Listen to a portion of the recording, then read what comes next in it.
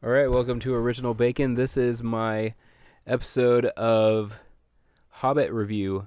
The Hobbit, the Five Armies review. Really liked the movie so far. It was not so far. The series has been really good so far. I felt like the series was walking a fine line between goofy and trying to be serious.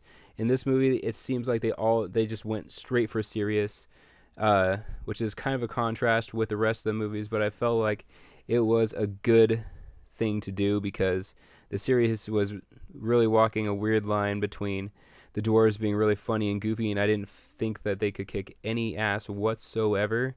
And then in the third movie, they kicked a lot of butt. Although I thought it was completely improbable for some of the stuff that they do. All right, so in this movie, I felt like the love story between the elf and the dwarf were extremely downplayed. I like there were some really big scenes between the two, but I felt like it wasn't as highly played as in the second movie, and I felt like it merged a little bit more, and I didn't really mind it so much. I didn't mind it in the second movie either because I'm pretty easygoing on movies. Um, I also felt that Bilbo's part in this movie was extremely downplayed. He didn't get a lot of screen time. I know that like he gets knocked out by a rock in the book and in the animated movie for basically he's there for like the first 15 minutes of the Battle of the Five Armies, and then he gets knocked out but then wakes up just in time to see the Eagles come in and kick everybody's asses. Um, One thing that one of my friends brought up is that the five armies are supposed to be the dwarves, the elves, the humans, and then we have the orcs, and then I guess the fifth army is the goblins riding the wolves. And he was complaining that you didn't see any of the wolves, but I think that's because the fifth army shows up near the very end of the movie, and it's right. You see them coming over the crest of the mountain, about to descend on Thorin and the dwarves and Bilbo. But just in time, the eagles come in and are tearing through them, and I think they're massacred. So I don't think the wolves show up in the battle because the eagles show up and just devastate them whatsoever.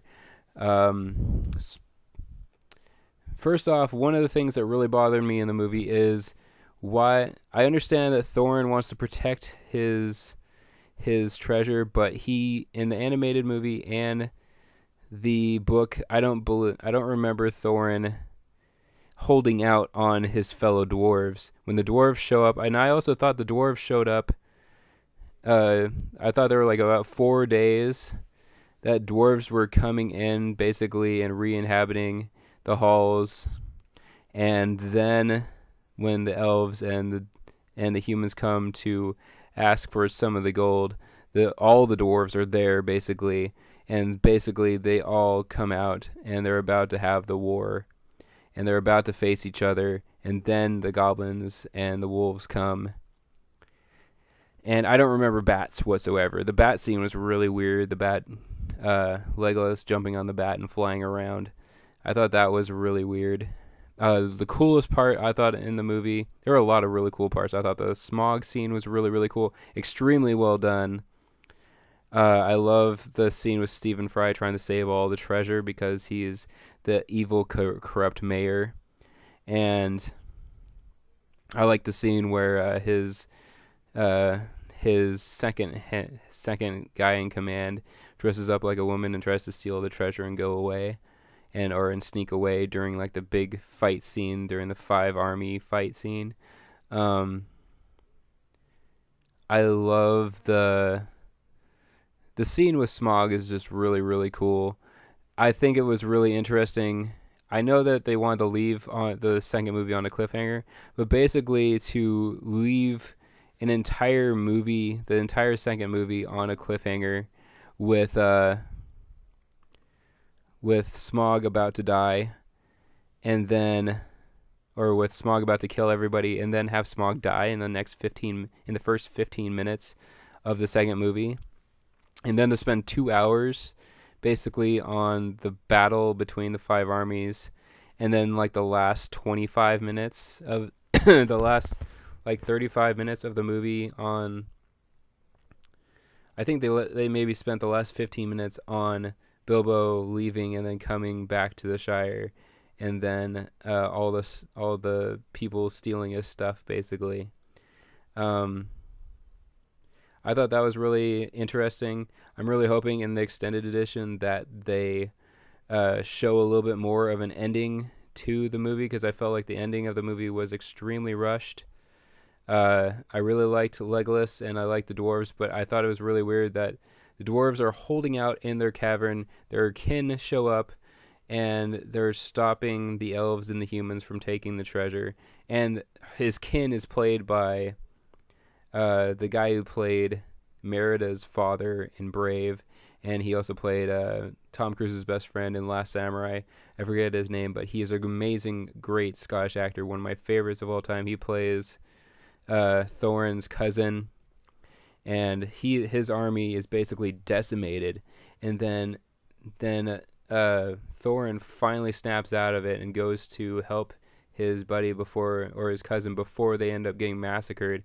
And these 9 dwarves come barreling out of the castle, and I did not understand that like the entire dwarf army is decimated by this point. There's only like maybe 50 dwarves left, and there's like 100, maybe 1,000 or something, and there's only 100 dwarves left, but there's like 1,000, 2,000 goblins left, and then these 9 dwarves come storming out of the castle, and they do like a flying V, Mighty Duck style, into the goblins, and they basically decimate these goblins. They just like completely own those goblins right there.